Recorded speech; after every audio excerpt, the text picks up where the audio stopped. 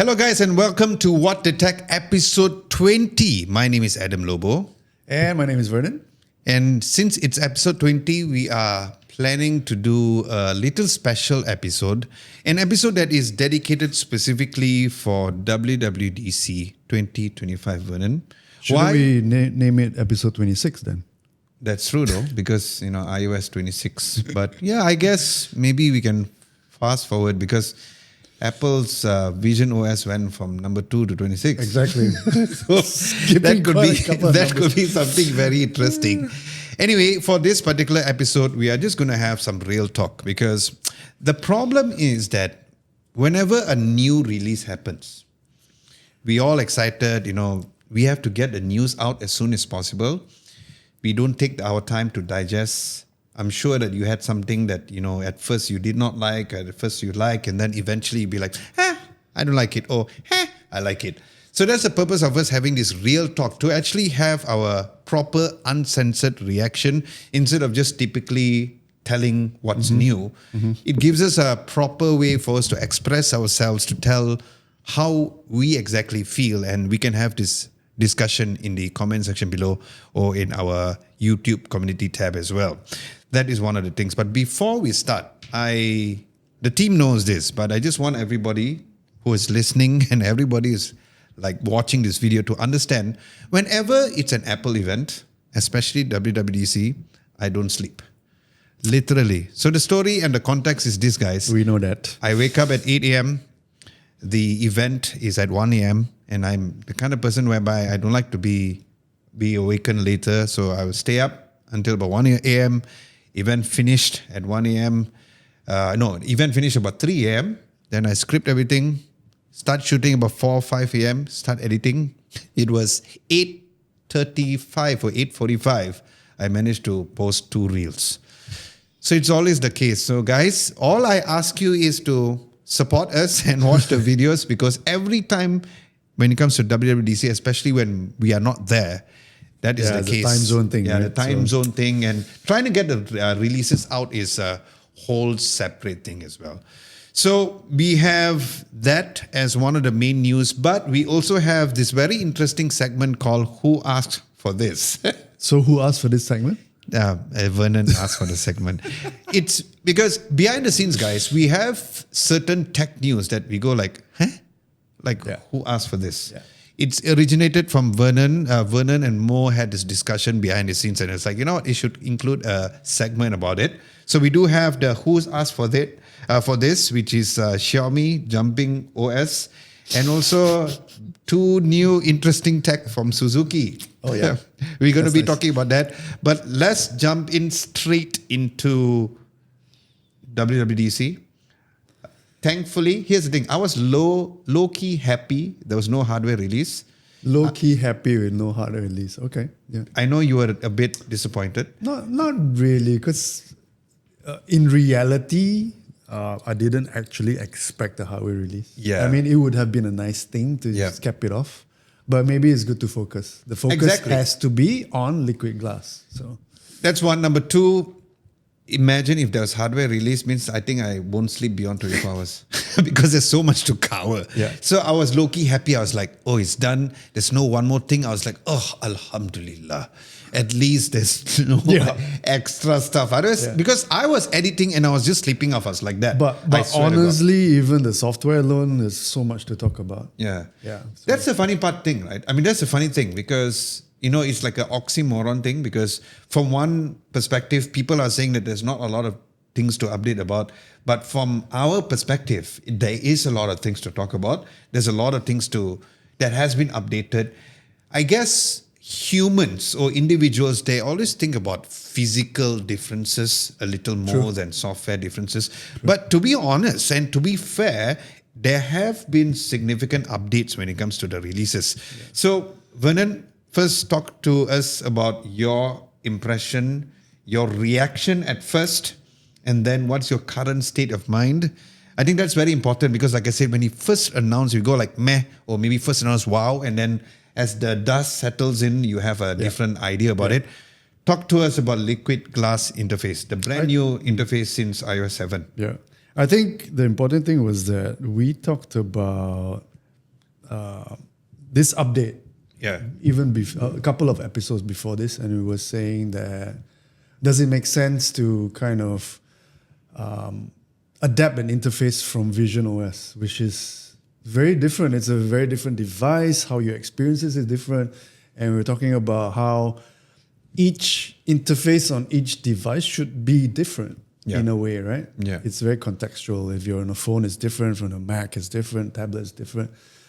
But then with Liquid Glass, it really is to unify the entire Apple ecosystem. Yeah. And my initial impressions was not that great. Okay. I think you know this, right? Yeah. You loved it, but I wasn't as taken with the interface as you were.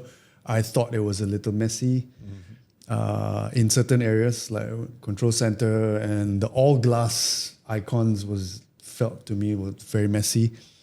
And obviously it's an overhaul of the entire user interface in the Apple ecosystem. And it's a huge, huge undertaking.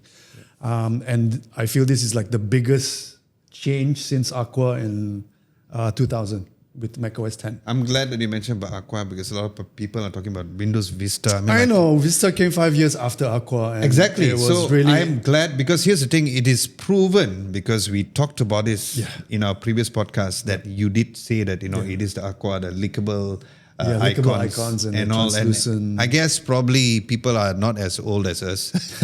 That's why they're looking at Vista. I mean, it's 25 more. years ago, so it's a long time. So at first, you're telling us that first you did not like the interface. Why? And how did it change your mind?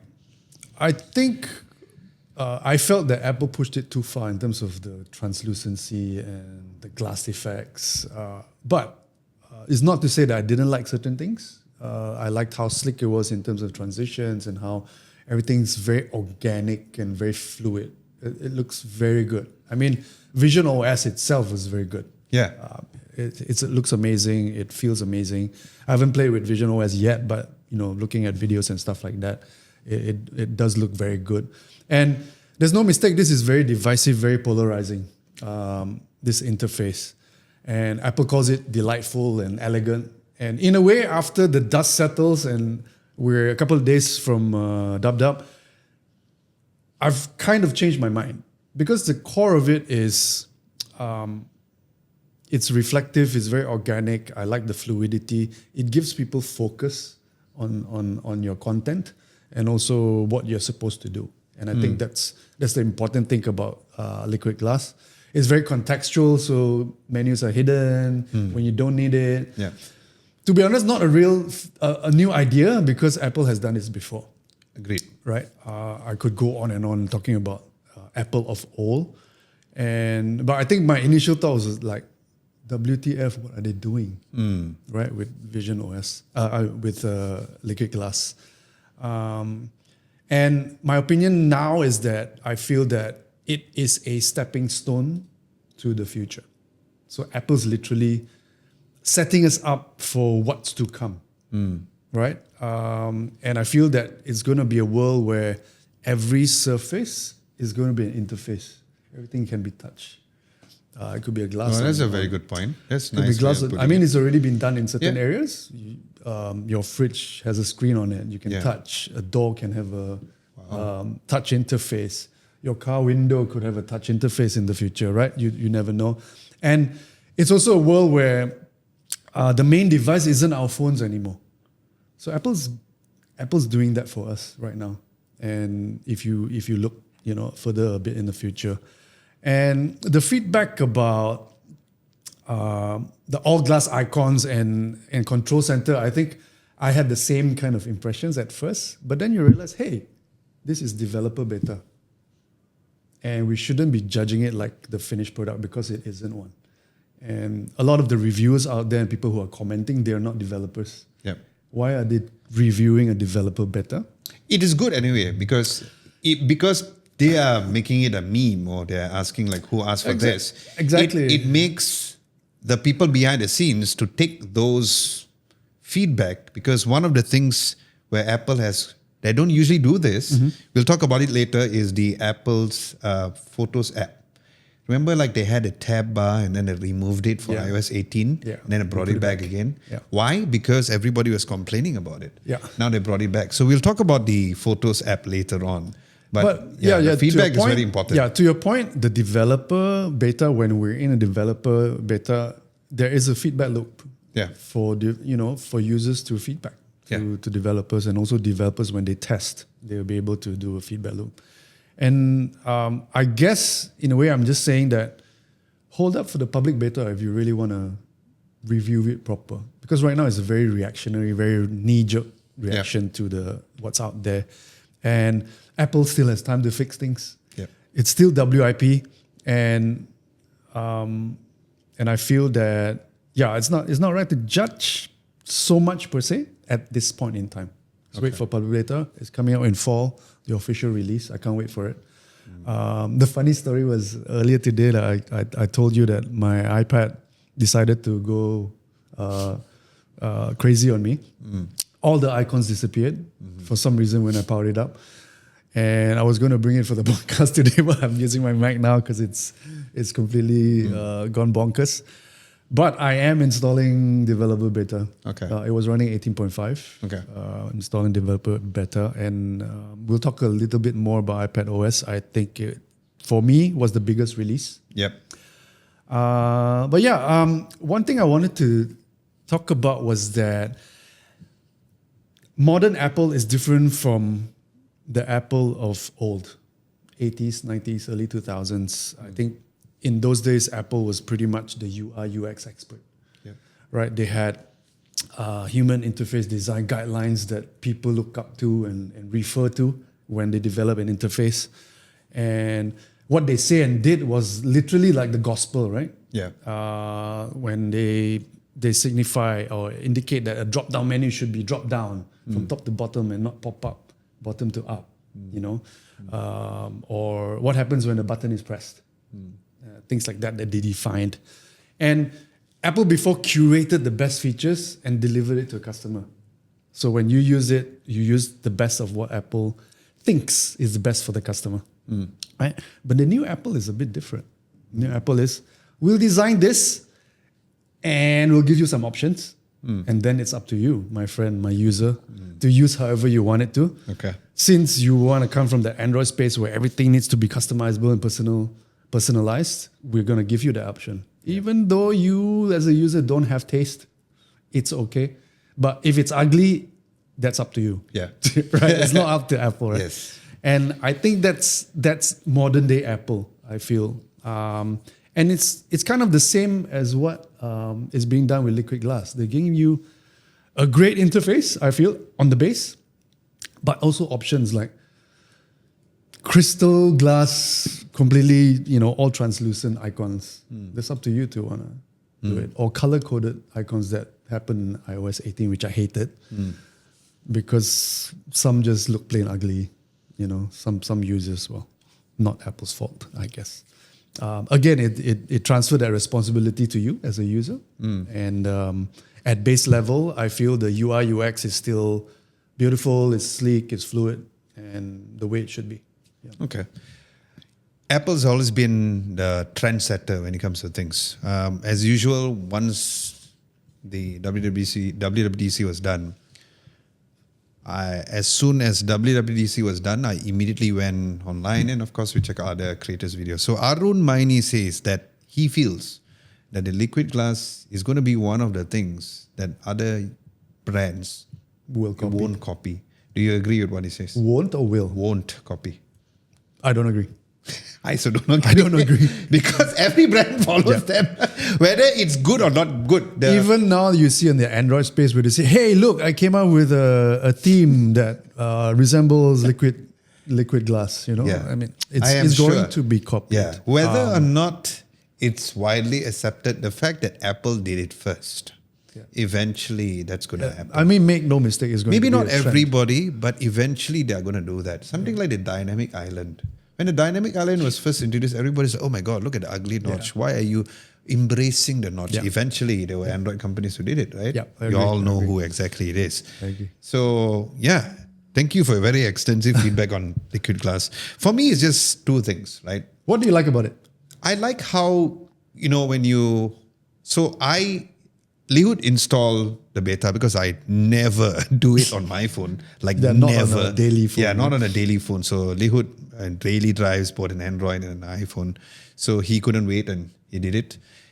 So I saw the presentation on how when they have the liquid glass and they had that angle, when you turn around the angle, it's not so obvious, but I love it. The 3D look. The 3D look of not the picture 3D what do you look. Get from So it's the like Apple Watch? So it's like when you just slightly tilt the screen, it looks like as though you are shooting a video where there is a light shining and is following. I love that part. The idea of the all clear screen, we purposely tested on a darker background and also on a bright. It works better on a darker background, obviously. But what's interesting is that I like how it reacts to certain elements of the background. So, for example, when Lihood put his wallpaper of him and his wife, he was wearing white, but his Sonko was black color. And when you move the icons, as the icons move towards the Sonko area, it really reacted to that. The physics are crazy. Something that it's not like, I'm just going to make it clear. It's not. It's not only clear, but the glass surface thing is very interesting. And I love the fact that you mentioned about how Apple is actually looking forward to the future of interfaces, because I didn't think about it. So I'm glad. I'm glad that we're having this kind of podcast to actually have this talk, because you're right. Preparing that is actually very good. I've always liked a very clean interface. At first, when you think readability was an issue, when I was reading it, not because I'm younger than you, but I felt it was okay. But I agree that if you have a white color background on a clear, obviously it's bad. But if we were to use a darker background, we'll be saving battery. At the same time, the clear with a whole monochrome white color icon, it'll make it look a bit cleaner. And as a fan of a clean, minimalistic look, I like that. But besides that, the idea of you like just swiping down the notification, when it just swipes down just a little, you can already see how the glass reflects to the background, which I immediately fell in love with. And it's not about how I want to go against the general belief about how people do not like it. I personally really, really love it. And I'm talking a little more on iOS, but I didn't try it out so much on the Mac because obviously, as much as we are a Mac user, but we do not use a Mac as often as how we use our phones because our phones are in the pocket. So in my humble point of view, I really love liquid glass. And I think it's a good way of Apple moving forward. A lot of people are expecting a huge change, but knowing Apple, they haven't been the kind of company recently to actually do a massive change, because massive change means you need to do a lot of stuff behind the scenes. Very interesting fact is that, like for example, Nothing OS, when they had this monochrome thing, it took them several generations to allow every single app to have the clear functionality or the monochrome functionality. For this case, every app was fine. It does not matter whether or not the app is like, like high views or high downloads and stuff like that. It still is throughout very consistent. No matter what app that you download on your iPhone, it's going to appear that whole clear thing. So overall, I really liked it. I was against a lot of people who do not like it. I do not agree about how it's not being able to read properly. Yes, if you have a white color background, that's like common sense, right? True. I like what Nilay Patel of Verge in the Vergecast, one of the podcasts recently. So he said that, is it that Apple is releasing like the worst version at the moment because it hasn't been tweaked, right? So it could be that they're releasing just like the worst version that could possibly be out there for liquid glass. And then taper black later. Right now, like readability is an issue. Maybe the translucency hasn't been adjusted to, a practical point yet. And they could slowly kind of iterate as we move towards public beta and also the official release in fall. So that's what he's saying. And I kind of agree with him. His thoughts are always actually very nice. I didn't watch his podcast. I like him. I met him twice. He's super cool, straightforward, no censored. is a very It's so I like that point of view, and I kind of echo that. Kind of agree with him. Because sometimes you especially in this day and age, sometimes I feel like, because you know how contrasting reviews always work. Not negative reviews, contrasting reviews, which contrasting means that opinions. Yes, yeah. So they go like, okay, there's a but there's a problem. Then there's B, but there's a problem.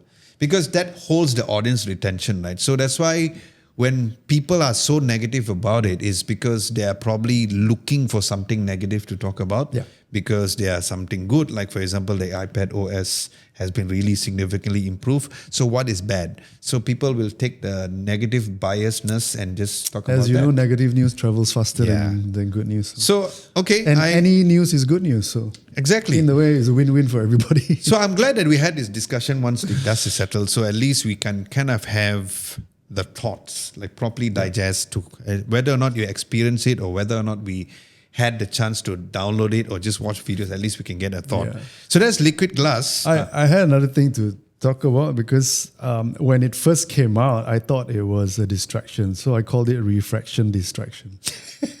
And it was distracting from the fact that Apple Intelligence was downplayed. Siri was nowhere, maybe mentioned twice in the keynote.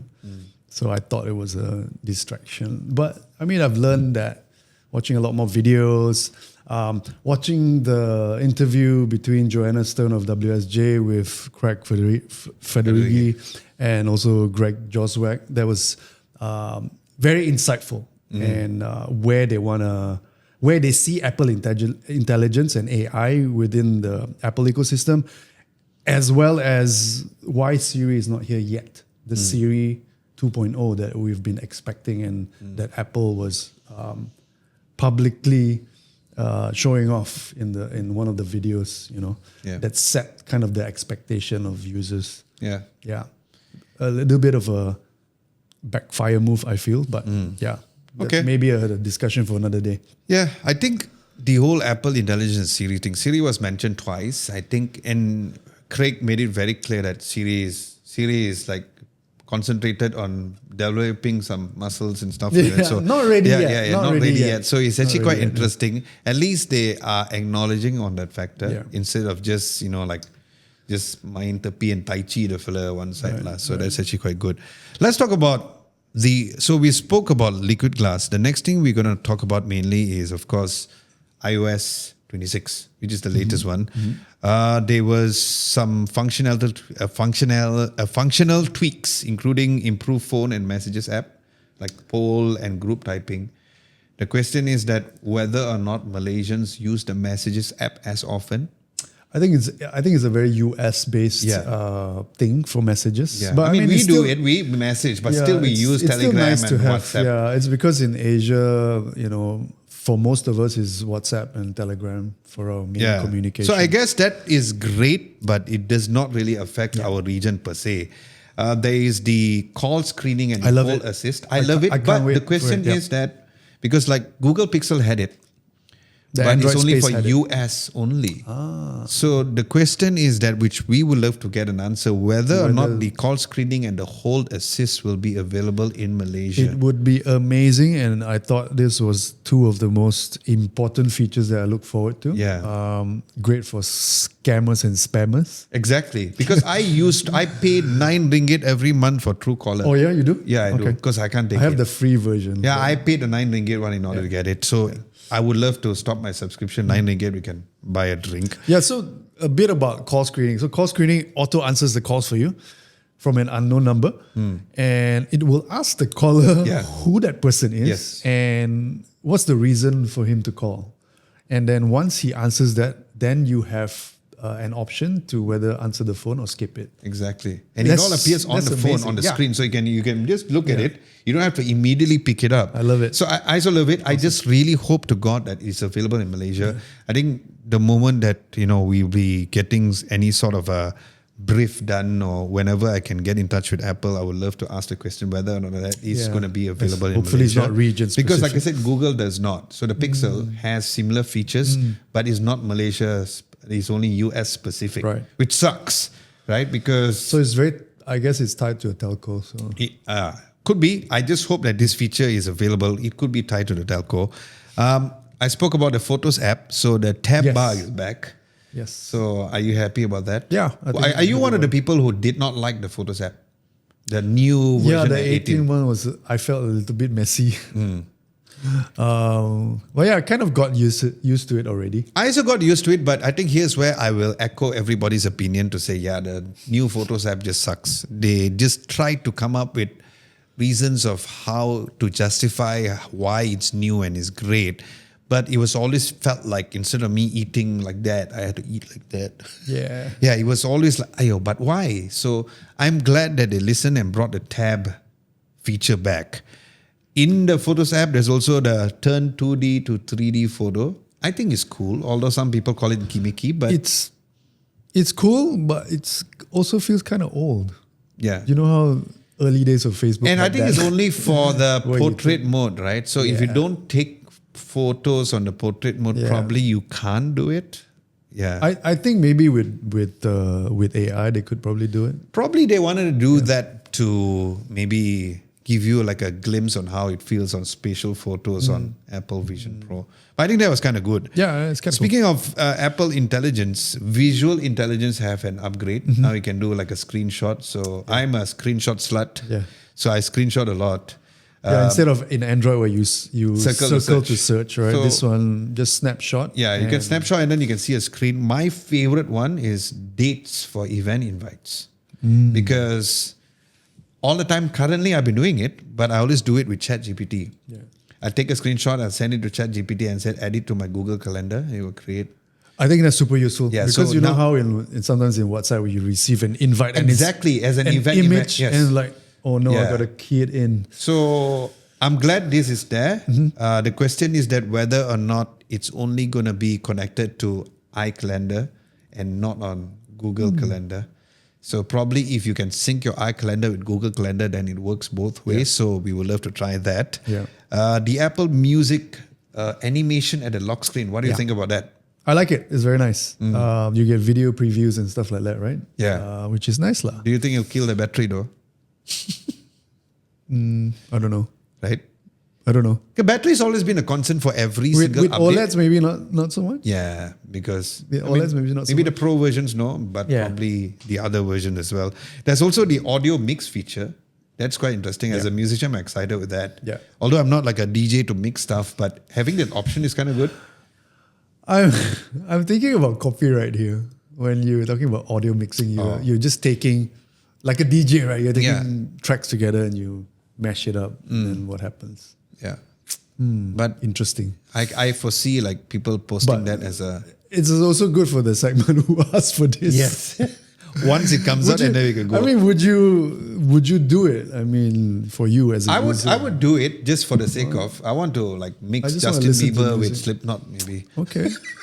Like, you know the For songs... creators? Yeah, so that's I it. mean, For the creators have creators their of own having fun, apps. it's actually interesting. I would like to try it out. But it's going to be one of those things whereby you try it out once and you're like, okay, that's cool, thank you, bye. Just Yeah.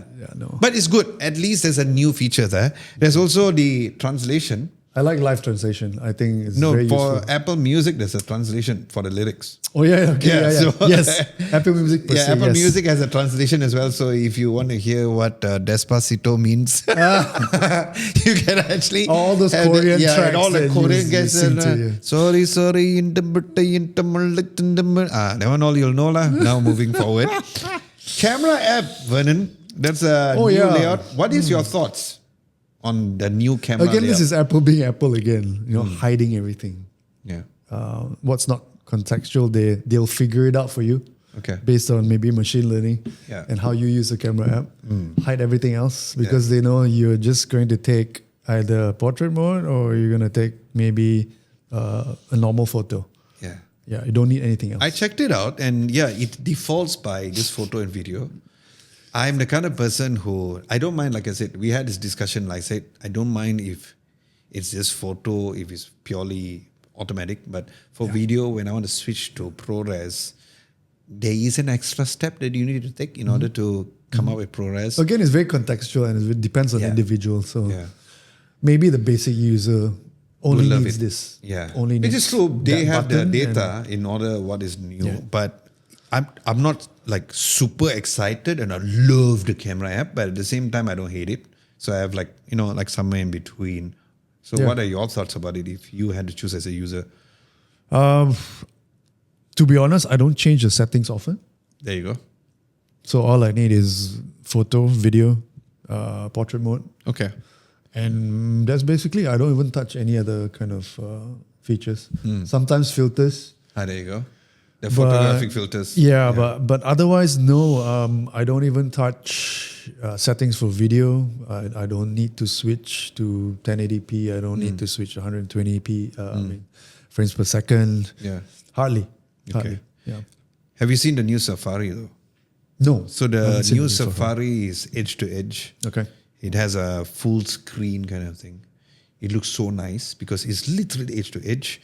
There's only one thing that people might get used to is that when you want to go back, you need to touch the screen once because it's full screen. So you just imagine like full screen, you have to press the escape button and then you go back. Okay.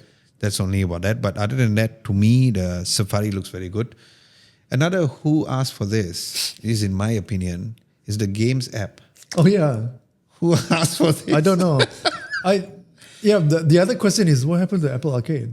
Is it different? It's there. So when you open the app, I mean, this is based on research because I didn't install it. So you have like a news hub, like game news. Okay, that's fine.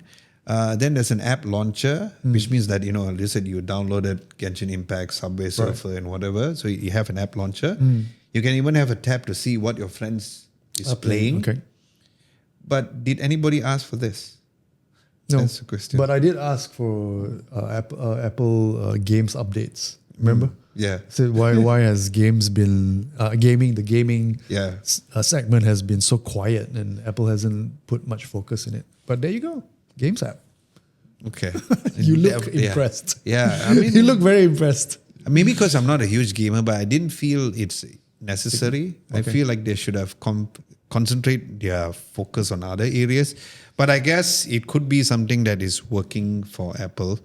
watchOS 26. Not a lot. Not a lot, yeah. But there are three main things that I would love to get your opinion on. Number one is the wrist flick. Yeah. Do you find yourself going to be using that without punching somebody? No. Okay. I think I'll use it. It's like, who's calling? Yeah. I don't really answer calls on my watch. Oh, you don't? I do. Yeah. A lot. Because my phone is like... Not often. So my phone is always like, I don't know where the hell is my phone. So are you on cellular or just Wi-Fi? Cellular as well. Okay. And so I do, especially when my hands are always tight most of the time, doing stuff or shooting or scripting. I'll be like, just check. It's a very Knight Rider thing to talk to your watch. Occasionally, not all the time. I think I will use it, especially when it comes to phone calls.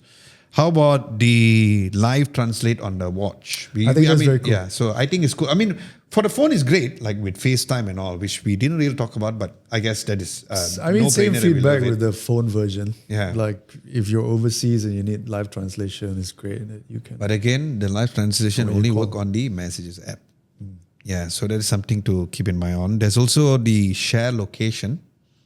So share location on the watch directly is great because probably instead of you taking out the phone, you have that option. I like that. Workout Buddy. I like Workout Buddy.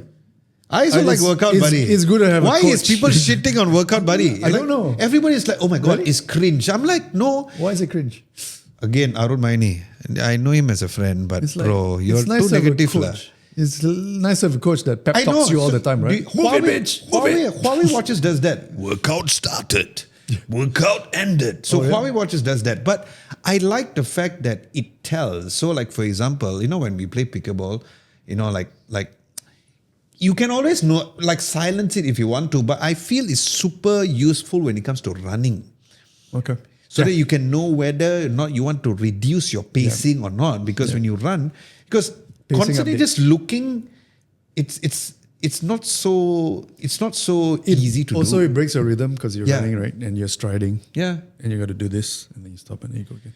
I don't Makes think sense. it's annoying, and I don't know why people shitting on Workout Buddy. I like it. I think it's great because it gives you the idea. Like sometimes, especially just say you are doing a fat burning exercise on a treadmill. It will tell you whether or not it goes off the zone. That'd be amazing. Right. You are coming out of zone 3 or zone 4. If you want to have an anabolic workout, increase your intensity. So you will, okay, I press the button, I just go faster. I think it's good. I really do not know why people are shitting on it. Yeah, exactly. Okay, so that is watchOS 26. Not a lot, like I mentioned. The other thing was the ambient notification volume that. Yes. So depending on your environment, it changes the notification volume, which is nice. It doesn't affect me as much, but I think like my barber uses an Apple Watch, so every time when he's cutting my hair, I hear the notification. Ding! So it's louder than usual. So it's louder than usual. It's always on silent, like my phone. So it's not something that is purely beneficial for me. I think you also turn off your notification on your watch, on your Apple Watch, right? No. I have it on. Oh, you have it on? But not all apps. So okay, there you go. So you do have the ding sound for certain things. Like? Yeah. Okay. For me, it's like totally silent. So yeah, that's interesting.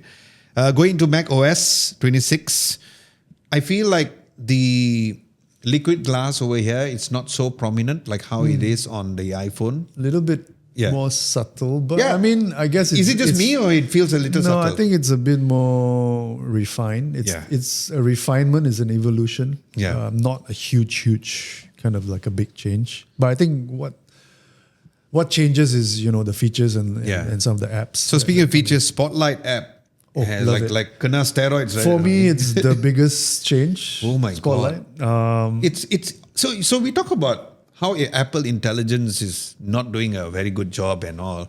But there's other agree areas, with that statement. Yeah, because there's other areas where, while it's not directly related to Apple Intelligence, but things like Spotlight app, letting you to do commands on Spotlight, isn't that intelligence at its best?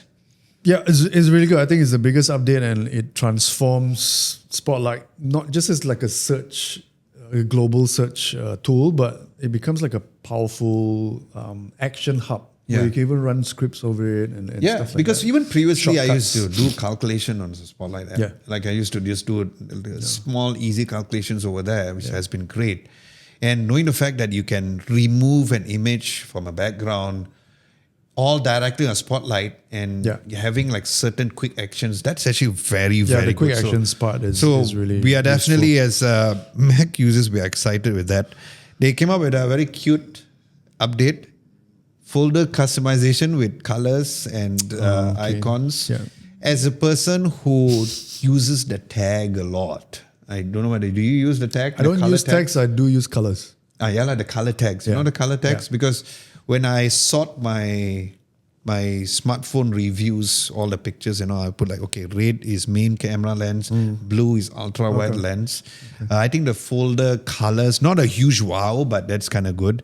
The phone app is coming. Yeah, so the phone app is coming directly to the Mac, which is great. We have the games app here on the Mac too. And Notes, which I use a lot, gets the markdown import and export. Which is correct. nice. Yeah, and you can also capture phone app conversations into like an audio recording, which is and also you can get the live notification on a Mac.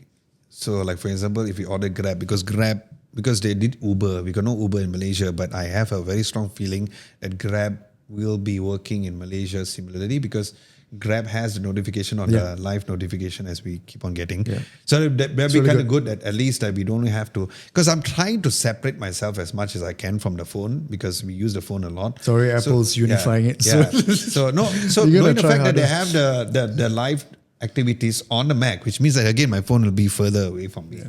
So that's actually kind of good. What are your thoughts on Genmoji and Image Playground? I don't care. Yeah, same. Like combining. I never used it. Combining two Genmojis into a new. But how often do we use it? If we use it for a while, eventually I did not care. Even their Image Playground does not look as accurate as possible. Do you think that this is just Apple's way to distract us and giving? I don't think it's a distraction, honestly. Giving users who want Apple Intelligence in some way, but Apple's just giving them, in this form. I don't think it's a distraction. Even though a lot of, like you say, Apple Intelligence features are really in the back end, that what we don't see per se. I feel that Apple Intelligence is sprinkled across the ecosystem. of all the entire OSs. So Features are there using Apple Intelligence. It's just that it's not forefront like we as consumers think AI is. Yes. We think AI, Gen AI as the chatbot that we can talk to, like ChatGPT or Gemini or Claude, right? But Apple's doing it different. Their strategy is all behind the scenes. And I don't think Genmoji and Image Playground is a distraction. I think it's not a filler. refraction. I think it's a filler. Yeah, I think that's a good word. Yeah, it's more like, okay, when they were having this board meeting, they was like, okay, what else can we add, guys? Oh, we can add Genmoji. We can do a combination of both. All right, good. So that's the fillers. Because this Genmoji and Image Playground was developed by Apple themselves. It only makes sense that they have that since that is their full control.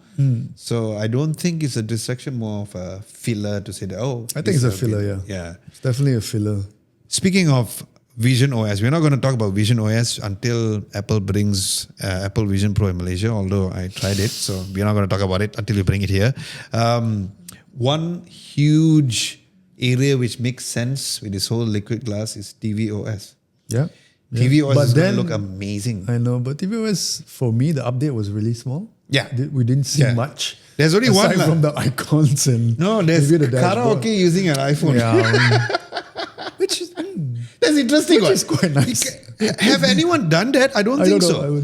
So it's interesting because instead of you plugging an additional microphone, just use not the only you iPhone wirelessly connect your Apple Music and have the Apple Music sing, it makes sense that you use your iPhone as a microphone. So imagine like you have an extra activity, not a huge upgrade, but nice for the family. Yeah, nice for the family. It kind of extends. I hate karaoke, believe it or not, as much as I'm a lead singer, but it's an interesting thing which we can try the family as soon as it's out.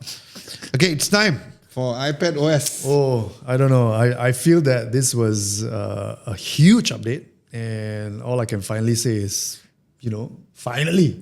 Yeah.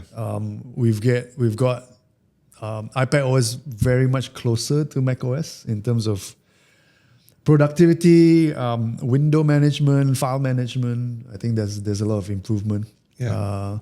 The windowing system looks really good, very fluid. Yeah. And we're getting closer to a touchscreen macOS. And I can't wait to play with it on my iPad when it's running. Right now it's not. So we go through one by one, and then we will live to get your reaction. First of all, everything which the iPhone has is on the iPad. Yeah. Okay. The preview app from the Mac is here on the iPad. Yeah. Tell me your thoughts about that. It's nice. I mean, preview is very useful, especially on a Mac where you just space bar it and look at a preview of a thumbnail, or open it and use it as a photo editing tool or video editing tool to kind of quickly edit a photo. Yeah. Export to different formats. Like your PDF, read PDFs, edit PDFs. Super, super useful. And I think coming to the iPad is great. Then the menu bar is here. Yeah. But it seems like it only works when you connect a Magic Keyboard. Oh, really? Yeah. That I didn't know. Yeah. So that is based on my research. I might be wrong, but I doubt I'm wrong about that because like I saw 3-4 videos. So the menu bar on the iPad only appears once you connect it to a Magic Keyboard, which kind of makes sense because that's where you can kind of use the trackpad and to have a proper pointer. And the other big thing was the cursor. Yes. Becoming more mouse-like, right? Yes, so it looks like a mouse rather than this like moving nipples. Yeah, moving nipples. The moving dot. You're really looking forward to iPadOS. Also, if you do things like, if you're a power user and using like say Final Cut Pro and you're exporting a video, you can kind of render video and still do other stuff. The background task. Yeah, background task is very powerful and I think that's really useful. The idea of you dragging apps and like, for example, like you can just go to the dock and you can just like drag it up and it will come out and you can open as much as you can. And then you can also like have that tree dotted there towards the left where you can actually, minimize, close and multitask. That I think is a huge thing. What is your thoughts about that? Yeah, no, I think the Windows system is really good.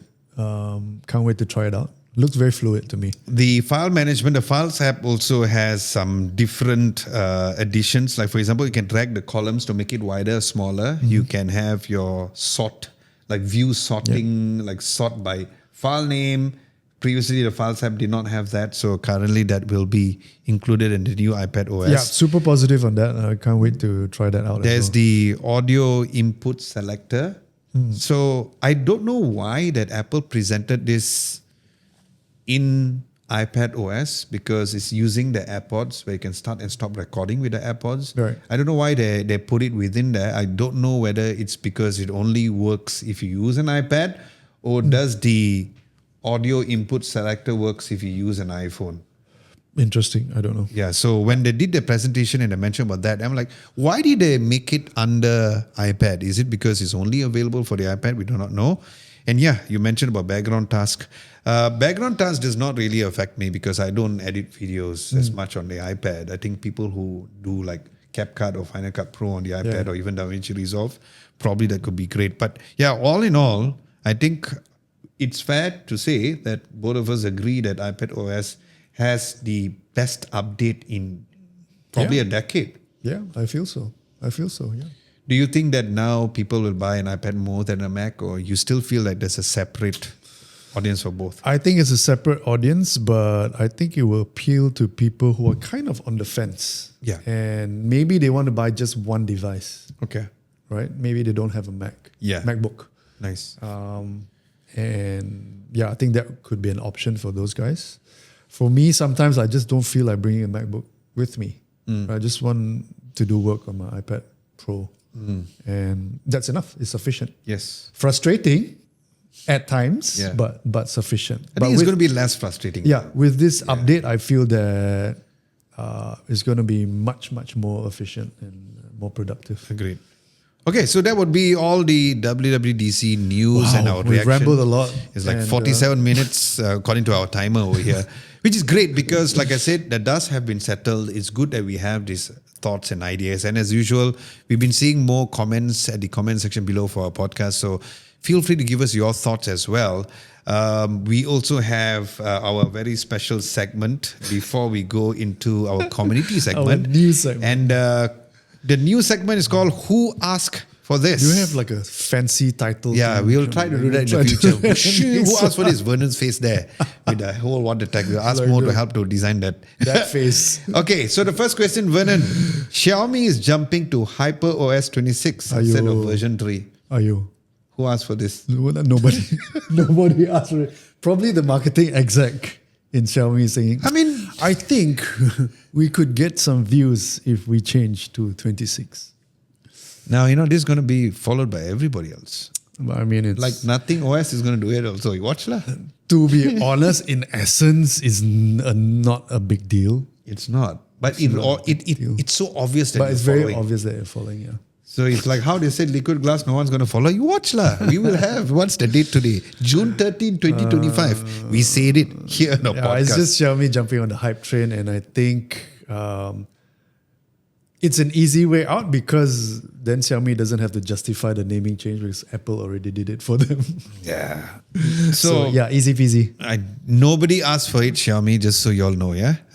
Then, something that, I don't know who asked for this. Suzuki, remember them?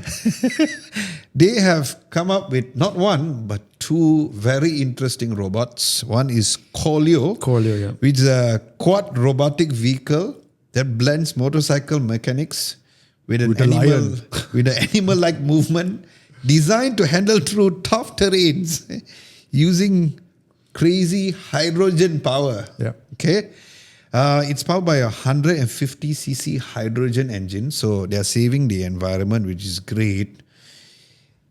We'll get Lihu to put some B-roll on how it looks. It looks like, It looks a bit like Thundercats, right? It's like Tom Cruise comes back and if he says his final movie, but I doubt it. It'll be Final Reckoning 2. The final one. Mission Impossible. Yeah. And I can see him riding on this, but okay, before we go into Walkbar, who asked for this, Vernon? I think the future asked for this. I think this Corleo thing just comes straight out of sci-fi. I thought it would look really cool, and I think it's very like a useful. Black Mirror episode. I know, man. but it's so.